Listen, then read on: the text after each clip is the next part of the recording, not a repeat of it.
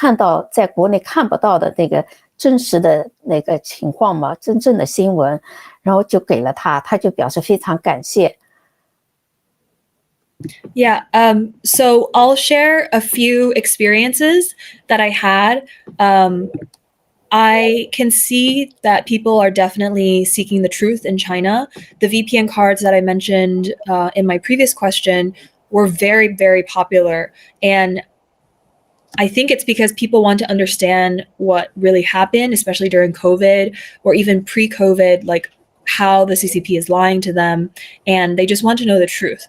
And one night, when I was in a parking lot, I was passing out these little VPN cards and putting them on car windshields. And while I was doing this, a young man saw me and asked, "What are you doing?" So I walked up to him, gave him a card, and explained how to jump the Great Firewall, to which he said, "Thank you."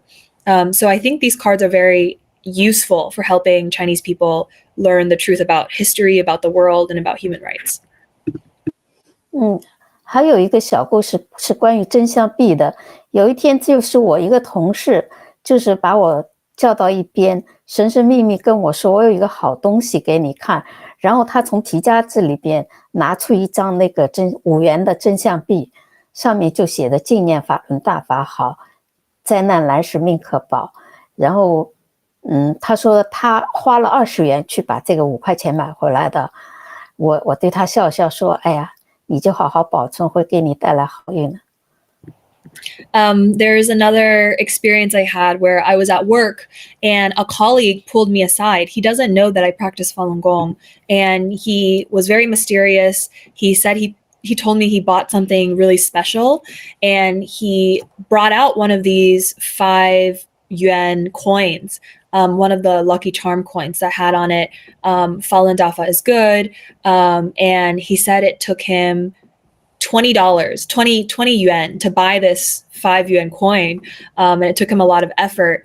And so I smiled and I didn't say much. I just said, "Keep it safe. It's very lucky." And I thought that was such a fascinating experience.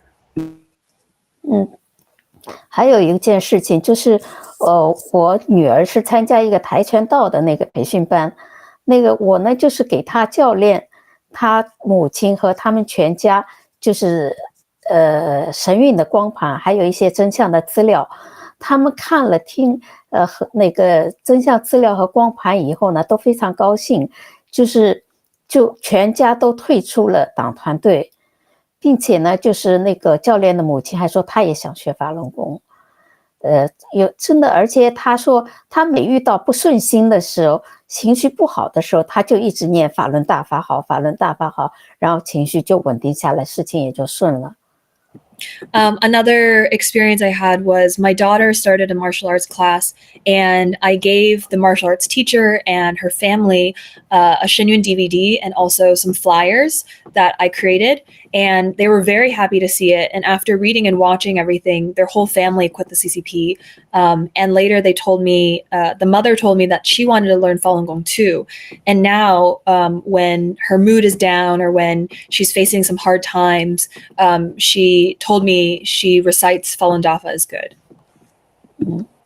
还有就是我国内的一些朋友，虽然他们不练法轮功，但是呢，他们很理解，也就尊重我的。他说这是你们的信仰，我们很尊重，很理解你们的。然后呢，有一个我的朋友，他就是说和别人就是说聊天的时候吧，讲起了法轮功。其他人呢都在诋毁法轮功，照 CCP 的说辞在诋毁法轮功，他就站出来反对。他说你们说错了，法轮功不是这样的，你们不了解，电视上讲的是错的，都是谎言。后来我知道了以后呢，我也很吃惊，我也很高兴，他真的明白真相了，为这个生命感到高兴。And the last experience that I had was one of my Chinese friends Many of my Chinese friends don't practice Falun Gong, but they are very, very kind and very respectful. And one of my friends was having a conversation with other people when the topic of Falun Gong came up. And when other people began to demonize the faith and basically parrot CCP propaganda, my friend stood up and corrected them on Falun Gong beliefs and the rights abuses happening. And after the fact, when I heard this, I was shocked but really glad and happy to hear that my friend did that and stood up for my faith. And yeah, that was her last experience. I want to turn. Thank you so much, Jenny, for sharing those anecdotes. I want to turn back to Lebing real quick about advocacy. Throughout the past 2 years, you've succeeded in getting the European Parliament to pass a resolution that featured the name of your father prominently. And last month, you spoke twice at the United Nations in Geneva. Can you speak more about your advocacy, what you're doing, and like the process of it? Yeah, sure. The party secretary of the Rizhao city was also the party secretary of the military district. Now she is now the party secretary of Qingdao city, a neighborhood city. I was very worried about my parents, especially in the first 2 weeks, because they were just disappeared. And military hospitals and the military themselves are strongly involved and contributed to the forced organ harvesting from loving Falun Gong practitioners and prisoners' conscience. As I know, my parents were arrested. I was very clear that the only way to free my parents is the advocacy abroad, is the international pressure. So I turned actually firstly to the World Organization to investigate the persecution of Falun Gong. The NGO has organized very rapidly urgent phone calls to the local police stations and responsible authorities who were responsible for the arrest of the Falun Gong practitioners like my parents in my hometown city. And they are quite scared, and they didn't expect that what they have done to practitioners in my hometown city have been exposed, have been known so quickly.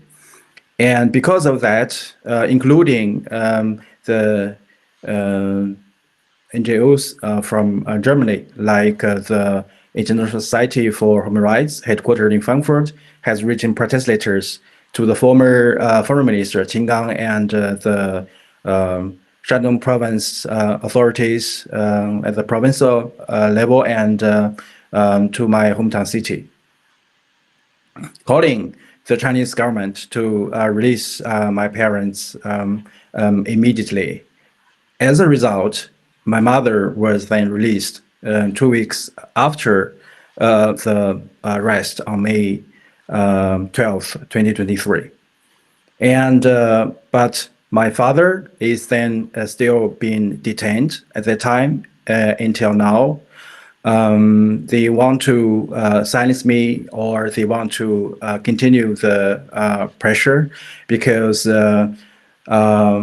Falun Dafa Information Center in Germany and the Falun Dafa Association in Germany has supported me to organize one urgent action like the one of Amnesty International.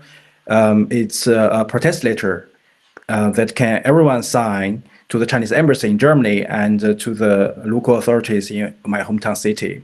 After my mother was released, it's on June 14th, 2023, two policemen of the local police station came to our home and threatened my mother and said, basically, just because of your son, just because of the protest letters to our party secretary, we will imprison your husband. So you can recognize that they are not talking about law rules.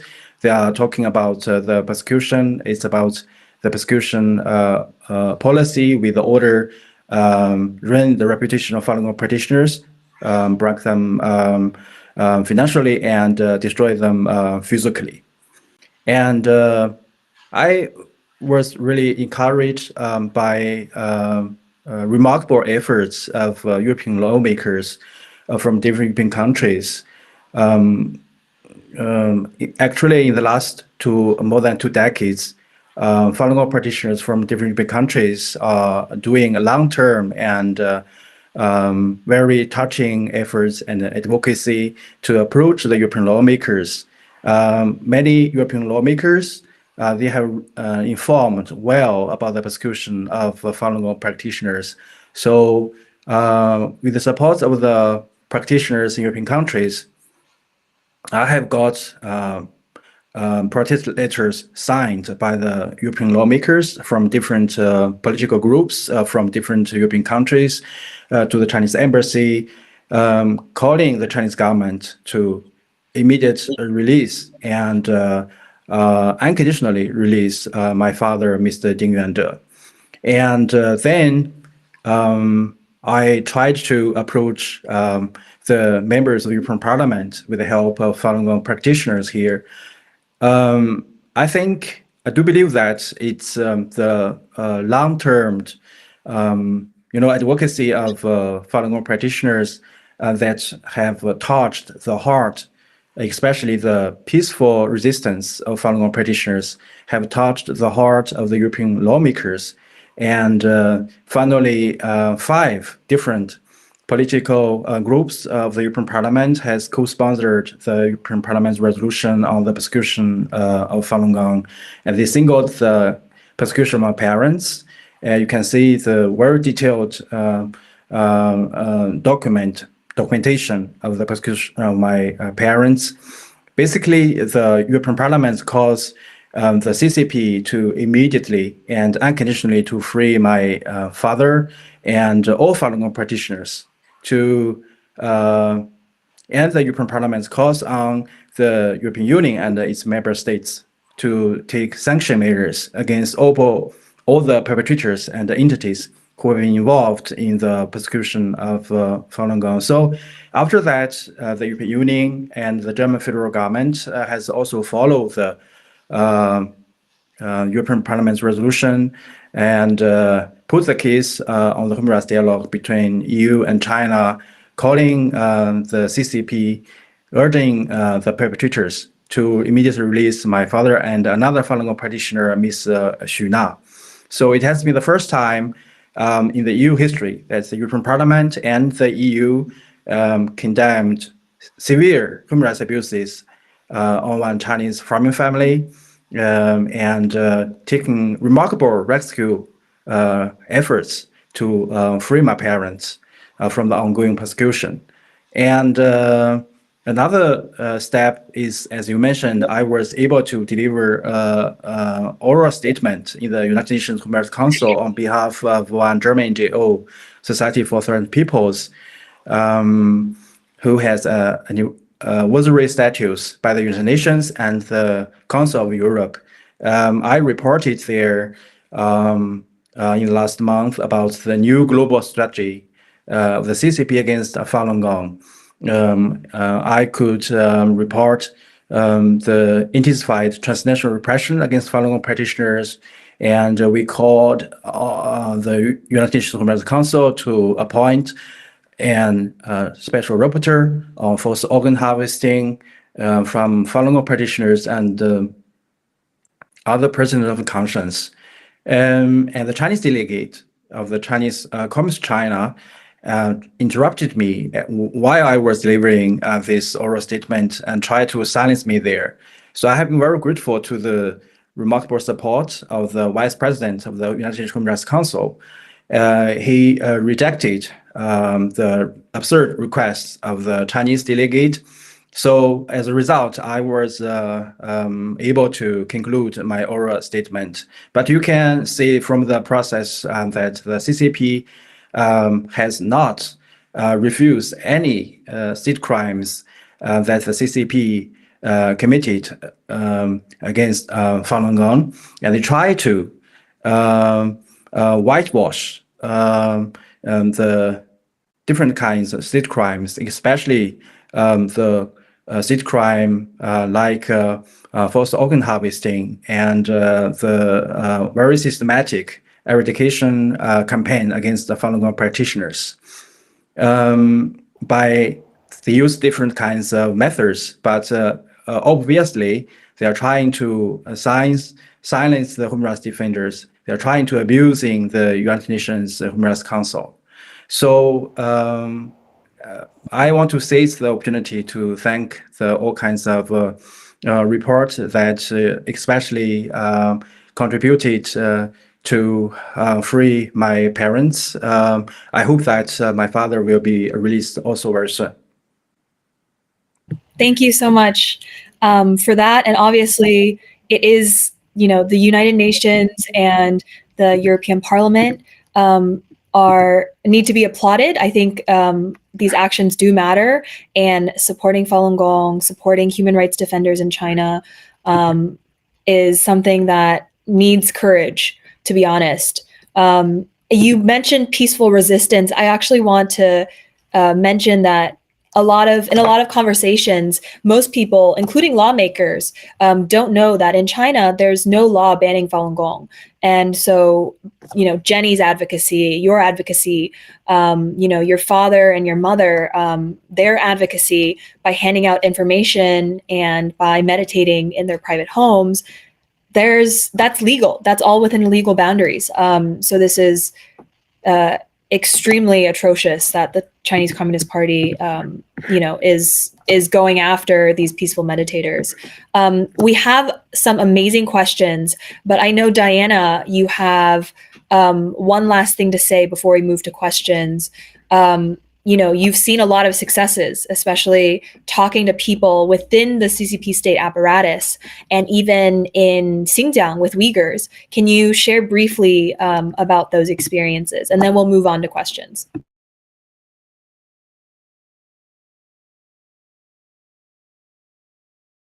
Sorry, you're muted.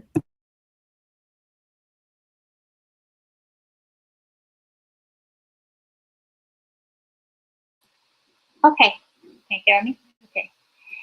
Yes, over the past 13 years, I've spoken with many people in China from all walks of life.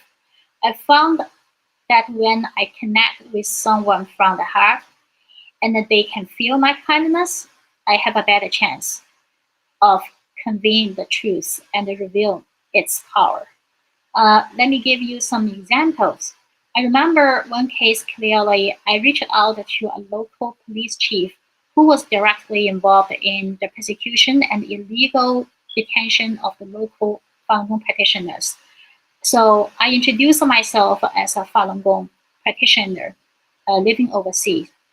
I told him international human rights organizations had already documented his actions and could be used in future court trials. If that happened, his family members would likely be implicated.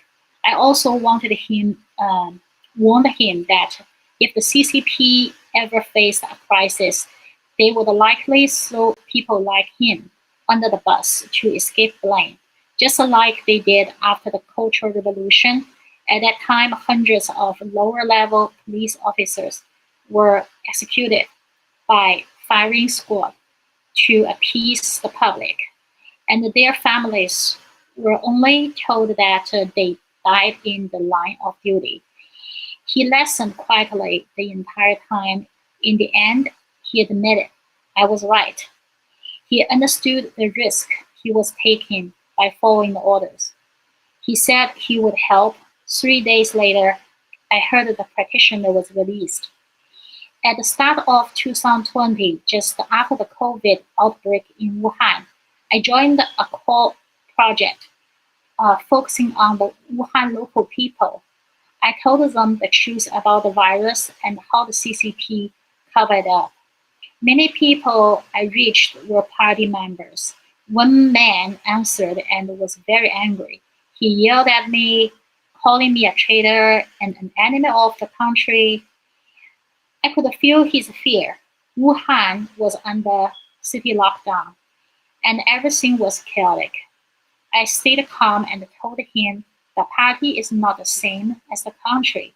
I explained how the CCP uses fear and lies to control people, like hiding the real death numbers, punishing whistleblowers, and stopping people from knowing the truth. I said, when people feel hopeless, that's when the party takes full control of your thoughts, your body, and your soul. He slowly calmed down. He asked me, what can I do? I'm just a regular person with no power. I said, start by thinking for yourself. Refuse the brainwash. Don't help the party do wrong. You can stay true in your heart. By the end, he agreed to quit the Communist Party. He thanked me and we ended the call peacefully. In another case, about 8 years ago, I called a hospital in Xinjiang, where we believe the organ harvesting of Falun Gong practitioners was taking place. A young intern answered. I could tell from his accent that he was Uyghur. I talked to him about the CCP's persecution of Uyghurs, how people were being locked up and their organs were taken. He didn't deny it. I could feel he was listening with his heart. I said, in your job, it's easy to become part of this crime without meaning to. I told him that CCP targets not only Uyghurs, but also Falun Gong practitioners, anyone who wants to keep their faith and not allow the parties and not follow the party blindly. I said, I believe you are a good person. I support you and your people. We are all victims of this regime. By the end, he quit the Communist Young Uyghur, which is part of the CCP system. He thanked me for telling him the truth. That's all the 3 examples I gave. Thank you. Thank you, Diana. I think you had a powerful message about, interfaith support and solidarity. Obviously, what you said to that Uyghur hospital intern touched his heart. Same thing with, the party official. It's incredible that, you're able to do this by just staying calm and having that faith that things will be, that they'll understand the message you're trying to convey. We have some incredible questions. The first question is from Augustine from Venezuela. He asks, how do you deal with the fear of persecution from the CCP? And where do you have the inner power of oneself for the determination of fighting against the actions of the CCP? And I think this question, maybe Diana, you can answer this since you recently you just finished talking about making calls. What are the hardships? How do you face that on a day-to-day basis? And how do you deal with fear if there is any? Sorry, you're unmuted again.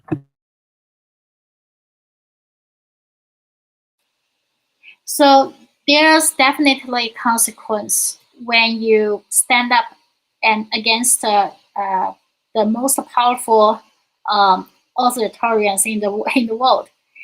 I haven't returned to China in over 15 years, ever since I began making phone calls to tell people the truth.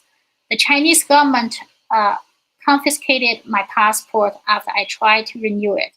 They asked me to list all the activities I involved in the United States that opposed the Chinese government. I refused to cooperate, so they never gave me my passport back. Even my family members were affected.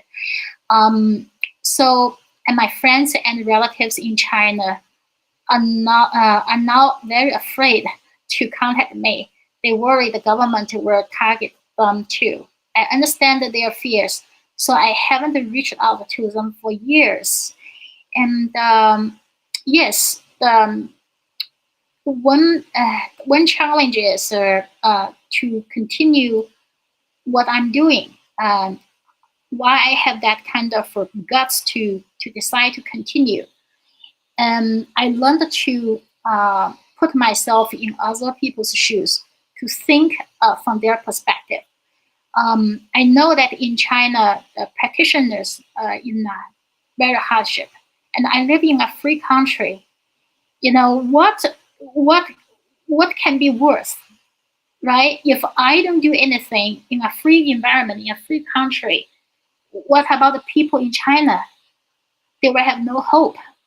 So think about, I would feel like that's the reason I feel I have the courage to continue, because I will feel shame if I stop my effort. I become a coward, you know, and just want to have a comfortable life. You know, I could, you know, like no threat in my life from CCP, but I cannot find the peace in my heart. And also talking about how where I get the patience, you know, the compassion to these people, the Chinese people. You know, lots of times they treat me badly when I make phone calls, especially at the beginning, you know, the beginning years. Now it's better. When I first started making phone calls, many people hung up, yell at me, you know, or accused me of disturbing their lives. Some even called me a traitor. But I've learned not to take it personally. I understand that they've lived under fear and the brainwashing for so long. So I try to improve myself every time. So the next call can be more kind, more thoughtful, and more effective. Honestly, this isn't something an ordinary person could do for long. It takes deep belief in truth, compassion, and forbearance. That's why I'm very grateful to Falun Dafa. It gives me the strength to keep going. Thank you. Thank you so much for sharing your motivations and what inspires you to keep going. I think I speak for everyone watching this stream or watching it, the recording of it, that it's not easy when you have to be on call. Like, I know a lot of people at call centers for different companies. They have to face that abuse every single day from customers, like the customer service people. And I have so much appreciation, and I have so much hope that, you know, people like you who are able to power through that and actually find courage within yourself to not take it to heart, to put yourself in other people's shoes. I think that's incredibly impressive. And it's easy to say, but very, very difficult to do. And the next question we have is kind of similar. And I would say Jenny could be the best person to answer this one. Monica says, to me, the most difficult moment is to be forced to choose between saving the family and not giving up in front of that unimaginable pressure.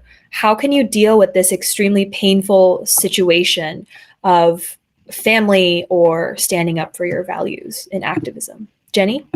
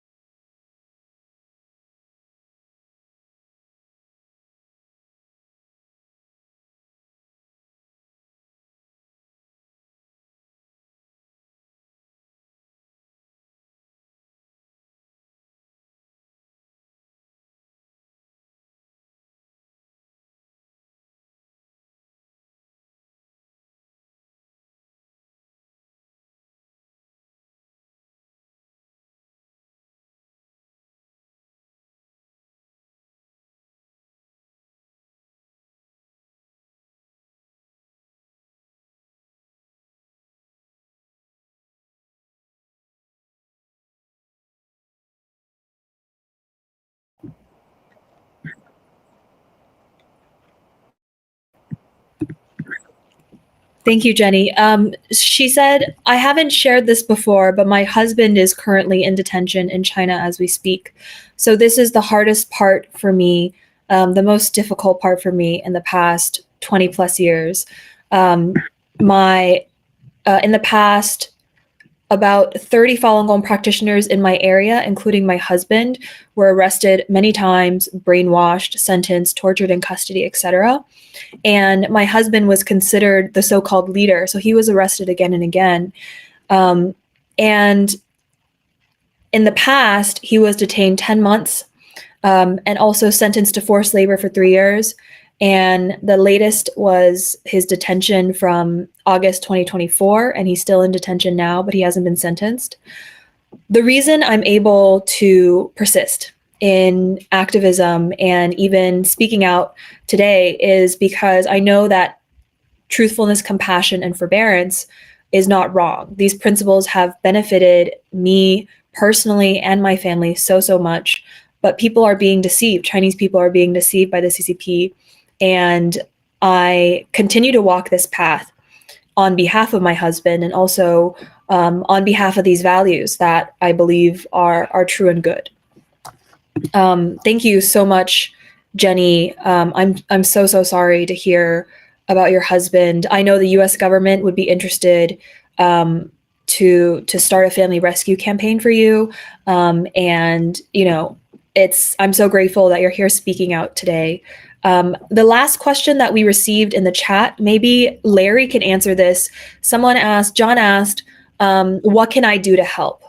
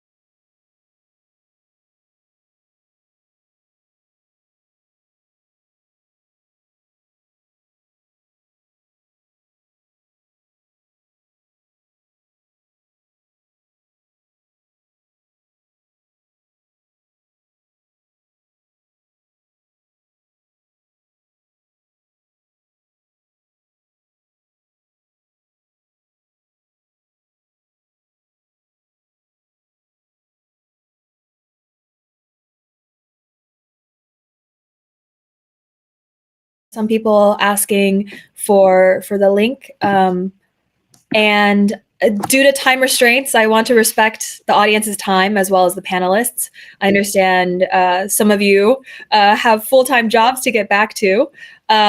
So as closing, I really want to thank everyone in the audience for your time, your attention, and all of the incredible questions. As we've seen today, grassroots dissent doesn't look like grand gestures. It can mean quietly printing out flyers in your own home, like Jenny, making phone calls across borders, like Diana, or standing before international bodies to speak for those who can't, like Lebing.